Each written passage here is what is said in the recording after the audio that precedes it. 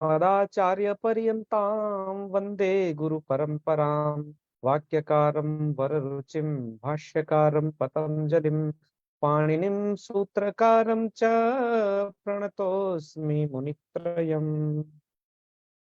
मित्राणि नमो नमः। आपका स्वागत है। मित्रों, हम पढ़ रहे हैं शैक्षिक प्रकरण को, जो कि तद्धित प्रकरण के अंतर्गत है, जिसमें से आज हमें पढ़ना है वृद्ध संज्ञा का प्रयोजन। वृद्ध संज्ञा विधायक सूत्र पाणिनि जी ने रचा। वृद्धिर्यस्य चामादिस्तद्वृद्धम, यह पहला सूत्र है। दूसरा नियम है त्यदादीनि च। इस सूत्र के द्वारा भी वृद्ध संज्ञा होती है। इसके बाद एक तीसरा नियम वार्तिककार ने भी कहा कि वा नाम ध्येयस्य वृद्ध संज्ञा वक्तव्या। ये वार्तिककार का भी मत है। तो इस प्रकार से हमें इस वृद्ध संज्ञा के प्रकरण में 3 नियमों द्वारा वृद्ध संज्ञा के विषय में पता चलेगा। और वृद्ध संज्ञा होने का फल क्या है, कौन सा प्रत्यय होता है, वो भी हम इसमें पढ़ेंगे। तो आइए सबसे पहले सूत्र को थोड़ा समझते हैं। वृद्धिर यस्य अचाम आदिस तद वृद्धम, यह है सूत्र। सूत्र का अर्थ यह किया वरदराजाचार्य जी ने, यस्य समुदायस्य अचाम मध्ये आदि ही आदिर्वृद्धि तद वृद्ध संज्ञम स्यात्। जिस समुदाय का आदि वर्ण वृद्धि होगा, वृद्धि का तात्पर्य यह है कि उसका आदि वर्ण में आ हो या ऐ हो या औ हो, तो उसकी हो जाएगी वृद्ध संज्ञा। उदाहरण के लिए आप यहां लीजिए इस साला शब्द को। साला शब्द में आप देखिए 2 अच हैं, सा और ला, आ दोनों साइड। अब यहां पर यस्य समुदायस्य अचाम मध्ये आदि वृद्धि, आदि अच वृद्धि संज्ञक है।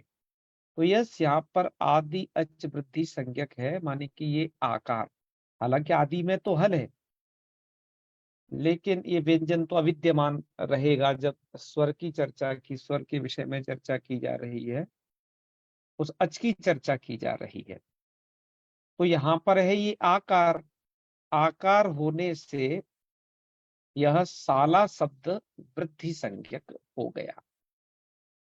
वो आकार वृद्धि है, इसके वृद्धि हो जाने से जो साला शब्द है वह वृद्ध संज्ञक हो गया। ठीक है, हाँ, इसको सुधार दीजिएगा। वह साला शब्द वृद्ध संज्ञक हो गया। और जो शब्द वृद्ध संज्ञक हो जाएगा उनसे प्रत्यय आगे भी बताते हैं। तो यहाँ पर तो आकार है, कहीं पर आदि में ऐकार होगा, कहीं औकार होगा। उनको आप समझना कि वो शब्द वृद्ध संज्ञक होंगे। तो पहला तो नियम ये बताया वृद्ध संज्ञा के विधान में। तत्पश्चात द्वितीय नियम भी बताते हैं, त्यदादीनि च।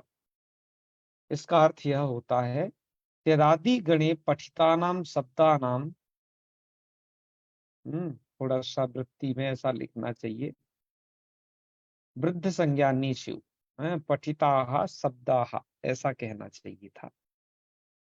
थोड़ा सा यहाँ मिस्टेक हो गया है लिखते वक्त वृत्ति को। तो त्यदादि गणे पठिताः शब्दाः,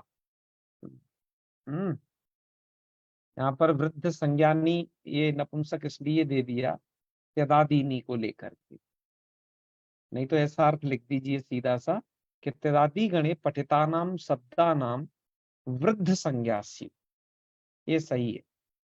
और त्यदादीनी यह नपुंसक लिंग है, तब आपको यहाँ वृद्ध संज्ञानी ऐसा वृत्ति में करना पड़ेगा, है ना, कि त्यदादीनी वृद्ध संज्ञकानी भवंती अथवा शिव, ऐसा हम बना सकते हैं। तो त्यदादि क्या है, आपने मित्रों सर्वादि गण पढ़ा था। उस सर्वादि गण के एक अंतर्गण था, माने कि बीच में गण पढ़ा गया था, वो त्यदादि थे। ये थे आपके त्यद, तद, यद, एतत्,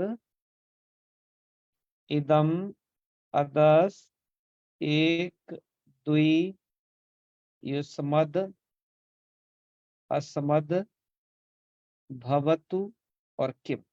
ये 12 शब्द हैं जो त्यदादि कहलाते हैं। इनको हम कहेंगे त्यदादि। तो इन सभी की क्या होती है? वृद्ध संज्ञा होती है। आपको एक बात और स्मरण में रहे, जहां पर त्यदादि नामः आया है, त्यदादि नामः में एक इष्टि पढ़ी गई है, द्विपर्यंता नामे वेष्टि। वह इष्टि केवल त्यदादि नामः के लिए होगी, हर जगह के त्यदादि के लिए नहीं होगी है। तो इसलिए वहां त्यदादि नामा में तो 8 का ग्रहण किया जाता है द्विपर्यंत तक, किंतु उससे अन्यत्र व्याकरण शास्त्र में सर्वत्र जहां त्यदादि आए हैं तब वो 12 का ग्रहण होता है। तो त्यदादि गणे पठितानाम शब्दानाम अपि वृद्ध संज्ञा भवति, यह आप समझ गए होंगे। तो ये जितने भी शब्द यहाँ पर पढ़े गए, किसी का भी आदि अच वृद्धि नहीं था, अतः इसकी वृद्ध संज्ञा वृद्ध रेस्य चामादिस तद्वृद्धम सूत्र द्वारा नहीं हो सकती थी। इसलिए यहाँ पर त्यदादि निचय सूत्र के द्वारा वृद्ध संज्ञा का विधान किया गया। ये दोनों संज्ञा सूत्र थे। इनका प्रयोजन क्या है? वो प्रयोजन देखिए, वृद्धाच्छ, यह प्रयोजन है वृद्ध संज्ञा का।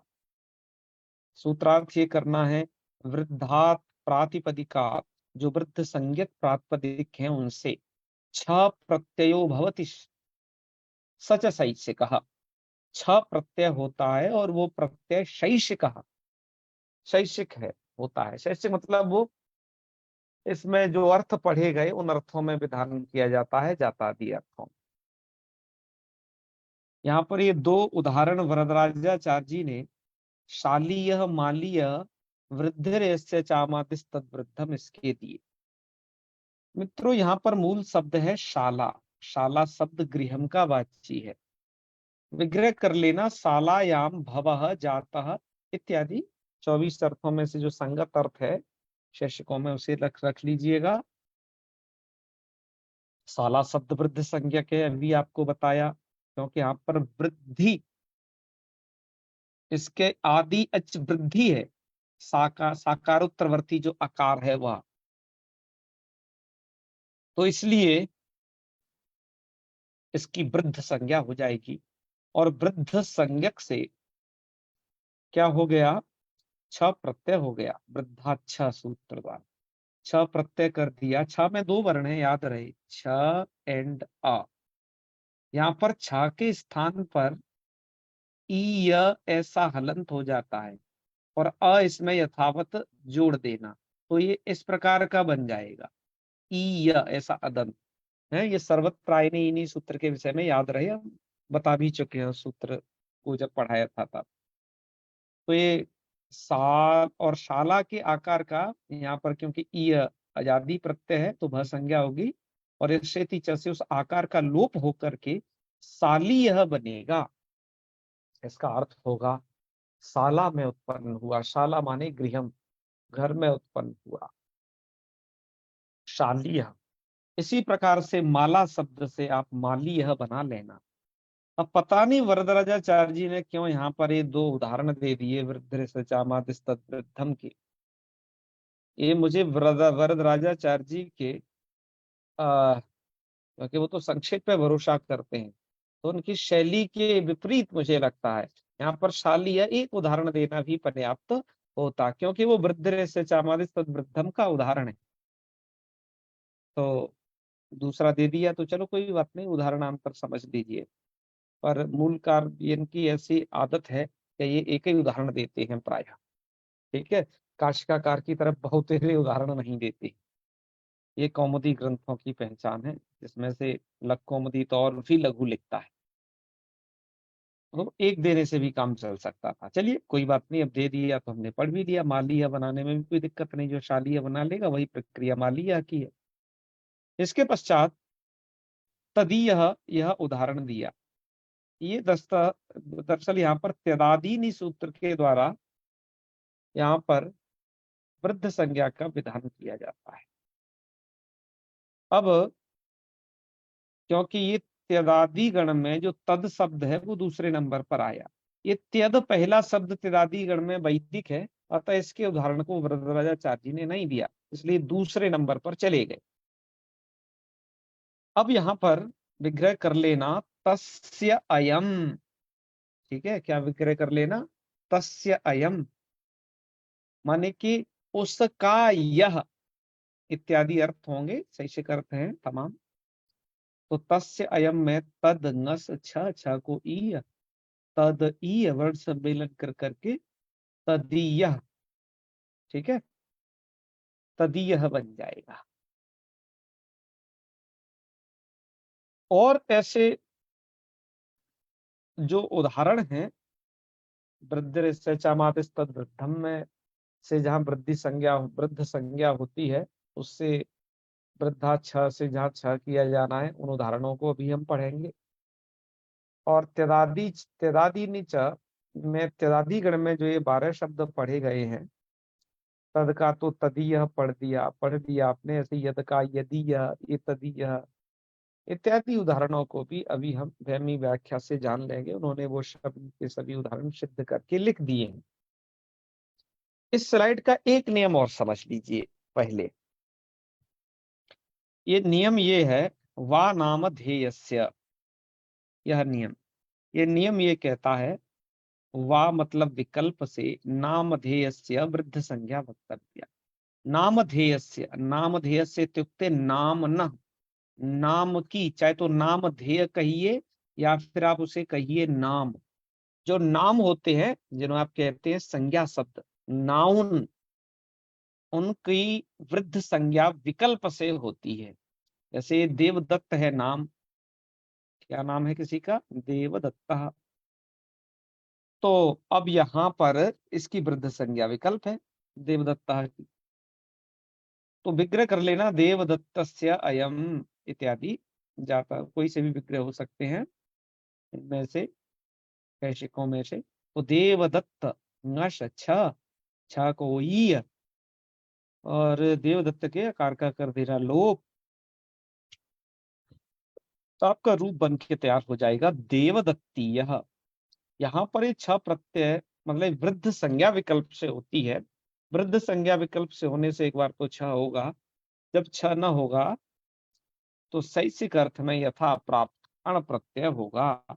अण प्रत्यय करके दैवदत्तः यह रूप भी आपको बना करके सिद्ध कर देना। अब आइए इसके पश्चात इनके उदाहरणों को भी धर्मी व्याख्याकार ने जहां दिया है उनको देख लेते हैं। तो सबसे पहले तो वृद्ध संज्ञक के उदाहरण है, जहां पर वृद्ध चामादिस तद वृद्धम सूत्र के द्वारा वृद्ध संज्ञा होती है, उसके उदाहरण है। फिर त्यदादियों के उदाहरणों को भी अभी जस्ट इसी के बाद पढ़ेंगे। तो जैसे देखिए सही, यह शब्द है नाटक। नाटक शब्द में ये ना में आ क्या है? दीर्घ है, मतलब ये वृद्धि है, वृद्धि है मानी कि वृद्धि संज्ञक है वो, मतलब वृद्धि का मतलब आ आई औ होना चाहिए, कोई तो आ है। तो इस यह जो नाटक जो शब्द हो गया, ये हो गया वृद्ध संज्ञक, क्योंकि इसका आदि वृद्धि है, इसलिए यह वृद्ध संज्ञक हो जाएगा नाटक शब्द। तो इससे छा छा को ये हो जाएगा। तो नाटकस्य इदम, नाटकीयम, इदम क्यों किया? क्योंकि कथा वस्तु, कथा वस्तु शब्द यहाँ पर नपुंसक लिंग है ना, इसलिए नाटकस्य इदम किया। चलिए इसी प्रकार से देखिए बौद्ध शब्द है, बौद्ध में क्या है? आदि में औकार, तो जो कि वृद्धि है, वृद्धि होने से जो बौद्ध शब्द हुआ वह वृद्ध संज्ञक हुआ। तो वृद्धा नाम, वो बौद्धा नाम इदम इति बौद्धीयम, बौद्धों का यह, तो मतम यहाँ पर विशेष के रूप में, इसलिए नपुंसक लिंग में हुआ। ऐसे ही औपगवस्य अयम औपगवीयः, ठीक है। कापाटवस्यायम कापाटवीयः, और आचार्यस्य अयम इति आचार्य माणवका। तो ये तो इसके उदाहरण हो जाएंगे, और भी बहुत सारे उदाहरण मिल सकते हैं। त्यदादियों के उदाहरण को इन्होंने ऐसे पढ़ दिया है कि त्यद से तो आपने तदीय पढ़ लिया था, यद से यदीय, एतद से एतदीय, इदम से इदमीय, अदसीय, एक से एकीय, द्वि से द्विय, युष्मदीय, अस्मदीय, और त्वदीय भी बनता है इसका, है ना, त्वदीय मदीय, युष्मद अस्मद के ये भी रूप बनते हैं। ये कैसे बनते हैं, इनका व्याख्यान आगे मूल में ही होगा, इन दो रूपों का, इनको हम आगे ही करेंगे। भवत शब्द से भवदीय, विग्रह से ही रहेंगे, भवतः अयम, किम अयम इति किमीयः बन जाएगा, है ना, किमीयः। ऐसे ही एतदीयः और इदमीयः, तो इनके सबके विग्रह कर देना षष्ठ्यंत से, है। जैसे अस्य, है ना, एतस्य अयम, ऐसे करके सबके विग्रह आप कर लेना। यस्य अयम इति यदीयः, इस तरीके से षष्ठ्यंत से विग्रह करके इन्हें बना लीजिएगा। और युष्मद अस्मद से युष्मदीय अस्मदीय भी बनेंगे। और त्वदीय मदीय कैसे बनते हैं, इसकी कथा आगे कही जानी है, उसको हम आगे ही कहेंगे। मतलब आज के वीडियो में ये नहीं आ पाएगा, ये जो है कल के वीडियो में आएगा। इसके पश्चात आपने वा नाम ध्येय से तो पढ़ा ही है, जहां पर नाम ध्येय मतलब नाम होता है, तो वहां पर भी वृद्ध संज्ञा विकल्प से होती है। तो दैवदत्त और देवदत्ती है, ऐसे यज्ञ दत्ता और यज्ञ दत्ती है। तो ये नियम आपने पढ़े इसमें। आइए सुधा व्याख्याकार इनकी सिद्धि कैसे करते हैं, इनको भी देख लेते हैं। ये कहते हैं यहां से आगे, ये जी हो गया आपका, हम्म, यहाँ से आगे पढ़ते हैं। वृद्धिरेस्य चामातिस्तद्वृद्धाम्। अचाम इति बहुत्वम अनेकोपलक्षणम। यहाँ पर बहुत्व पद अनेक का उपलक्षण है, जिससे साला शब्द में भी वृद्ध संज्ञा हो जाएगी। और विपदेशीवत भाव से ज्ञा शब्द भी है, तो वहां पर भी वृद्ध संज्ञा हो जाती है। इन्होंने बाल मनोरमा टीका से लिया है, इधर मूल में कोई उदाहरण नहीं है इसका। चलिए हम मूलोक्त उदाहरणों को पढ़ते हैं सिर्फ। वृद्धा छ का इन्होंने अर्थ ऐसा किया, वृद्ध संज्ञा का छ स्यात् जातादिषु अर्थेषु अणोपवाद, यणकापवाद। विग्रह कर लेना शालीय की शालायाम भवा इति शालीय। इन्होंने लिखा है इसको, वृद्ध इससे चामादिस तद वृद्धम इति शाला शब्द से वृद्ध संज्ञायाम वृद्धा छ इति छ प्रत्यय श्वपोलुकी आयने इनीय इति छस्य या देशे भत्वे अलोपे विभक्ति कार्य च करते तत्सिद्धि। ठीक है, बढ़िया दे दिया है। ऐसे ही एवं मालायाम जाता इत्यादि इत्यादि माली यह बना दे। ठीक है जी, अच्छा है। इसके पश्चात तदीय की सिद्धि की है, कह रहे हैं त्यदादीनी च यदि वृद्ध संज्ञाया। इस सूत्र से यहाँ पर वृद्ध संज्ञा कर लेनी। तत्पश्चात वृद्धाच्छ इति छे, छस्य इयादे से संयोगे विभक्ति कार्य चक्रते तदीय इति सिद्धम। वा नाम ध्येय की व्याख्या को भी इन्होंने बड़ा अच्छा किया है। देखिए, लिखते हैं एक रूढ़ शब्दा नाम इह नामत्व। जो शब्द रूढ़ होते हैं, रूढ़ का मतलब अनादिकाल से वह शब्द जिस अर्थ में प्रयोग हो रहे हैं, जिनमें यौगिक अर्थ संगत नहीं है, फिर भी ऐसों के लिए ये है वानामधेय। न तो आधुनिक संकेत तत्वमेव, आधुनिक संकेत तत्व में से जो है, मतलब आधुनिक जो नाम है, वो कभी संज्ञा नहीं होती है। संज्ञा जो होती है सिद्ध होती है, पहले से रूढ़ होती है। तेन घटीयम, तेन घटीयम इत्यादि सिद्धम। तो ये भी बन जाएंगे, है ना, रूढ़ शब्द होने चाहिए। देवदत्ती है बना रहे हैं कि देवदत्तस्यायम इति विग्रह वा नामधेयस्य वृद्ध संज्ञा वक्तव्या इति वा वृद्ध संज्ञायाम वृद्धाच्छ इति छस्य इयादेशे भत्वे अलोपे संयोगे विभक्ति कार्ये च कृते देवदत्ती है इति सिद्धम और वृद्ध संज्ञा भावे शेषे इति अणि भत्वे अलोपे आद्यचो वृद्धौ विभक्ति कार्ये च दैवदत्तः इति। ठीक है, बढ़िया बनाया है इन्होंने इसे। चलिए अब आगे पढ़ लेते हैं। अग्रिम स्लाइड में एक सूत्र और है, यह भी पढ़ते हैं। इसके पश्चात लघु सिद्धांत कौमुदी में सूत्र दिया है गहादिभ्यश्च। यह भी सूत्र छह प्रत्यय का विधान करता है। सूत्रार्थ यह होता है गह आदि गह इत्येवमादिभ्यः प्रातिपदिकेभ्यः छ प्रत्यय स्यात् शैषिकः। शैषिक अर्थों में अर्थात जातादि अर्थों में गहादि गण पठित शब्दों से छ प्रत्यय होता है और वो शैषिक है। तो ठीक है, छ प्रत्यय केवल छ प्रत्यय का विधान केवल वृद्ध संज्ञकों से ही नहीं बल्कि गहादि गण पठित शब्दों से भी है। गहादि गण में कौन कौन से शब्द आते हैं? काशिकाकार ने इनका संकलन किया है कि गह अंतस्थ सम विषम, और ये गण सूत्र है मध्य मध्यमम चाण चरणे। इसमें जो हमने रेड कलर में लिखे हैं ना, ये सभी के सभी गण सूत्र है, इस गण में पढ़े गए सूत्र है, अतः इन्हें गण सूत्र बोला जाएगा।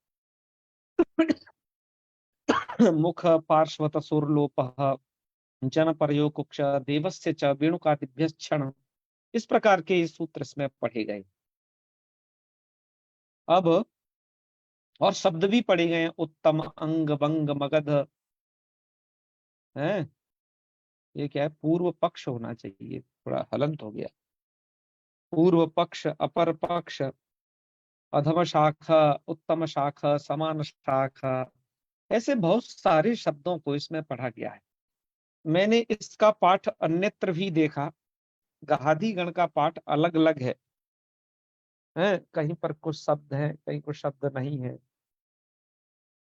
और यह इस गण को आकृति गण मानना चाहिए, ऐसा यहाँ व्याख्याकारों का मत है। वहमी व्याख्याकार भी इसी से सहमत है कि ये जो है आकृति गण है।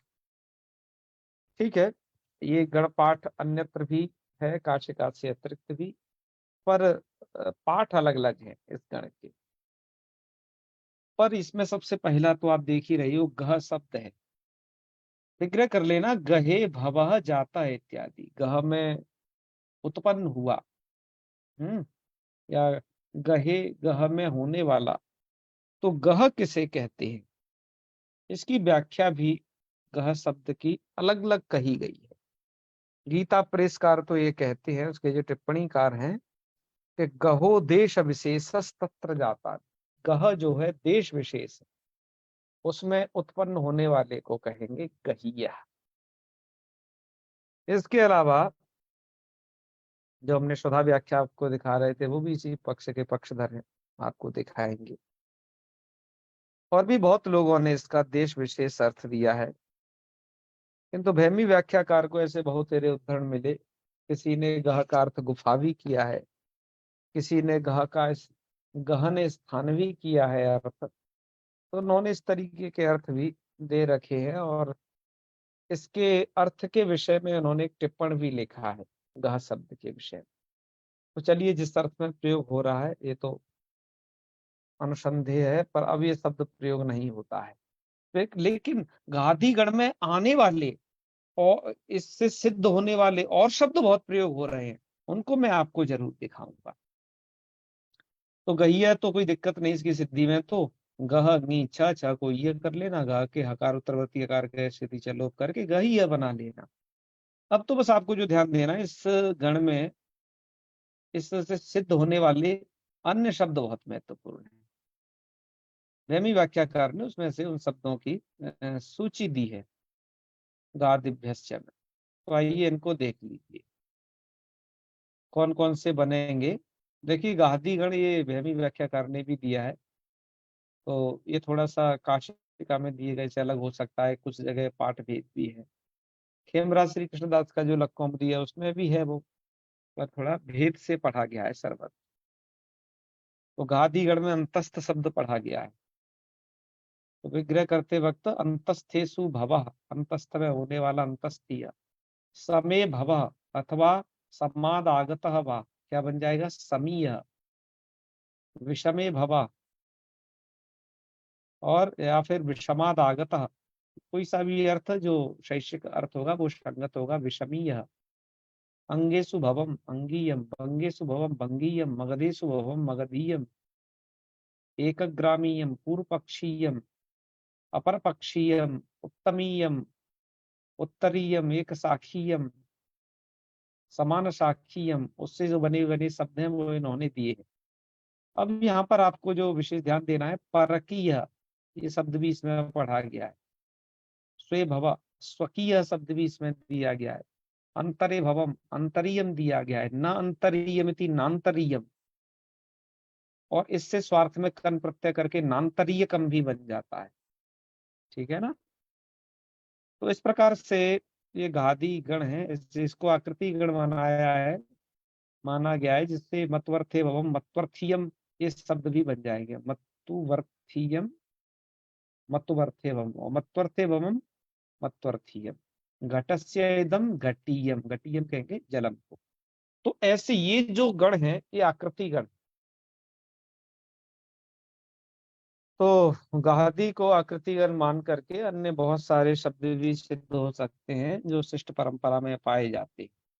तो मित्रों, आज हमें आपको यहाँ तक यह विषय पढ़ाना था युष्मद् अस्मत् शब्द से। अब अन्य कुछ प्रत्ययों का विधान किया जाता है, उसे बाद में पढ़ेंगे। एक बार यहाँ पर इनको भी देख लेते हैं, इन्होंने क्या व्याख्या की है गादिभ्यस्य की। ये कहते हैं गर्तोत्तर पदार्थ छ, इस यहाँ से छ अनुवर्त थे, और ये लिखते भी है कि गहो देश विशेषा, ये देश विशेष मानते हैं उसका। तो तत्र जाता, उसमें उत्पन्न होने वाला गहीय, यहाँ पर गादिभ्यस्य इति छे आयने इनि इति छसी आदेश से भत्वे अलोपे संयोगे विभक्ति कार्य चक्र के तत्सिद्धि। ठीक है मित्रों, इसके बाद यहाँ से अब युष्मद् अस्मत् शब्दों से कुछ प्रत्ययों का विधान किया जा रहा है। उन प्रत्ययों, इन इन प्रकृतियों से क्या प्रत्ययों का विधान होगा मित्रों, ये सब हम अब कल पढ़ेंगे। आज के पाठ में यहीं तक रखते हैं। तो चलिए अब लेते हैं आपसे विदा, फिर कल मिलते हैं। ओम सर्वे भवन्तु सुखिनः, सर्वे सन्तु निरामयाः, सर्वे भद्राणि पश्यन्तु, मा कश्चित् दुःखभाग् भवेत्। ओम शांति शांति शांति। सर्वेभ्यो नमो नमः। शुभरात्रि, प्रणामाः।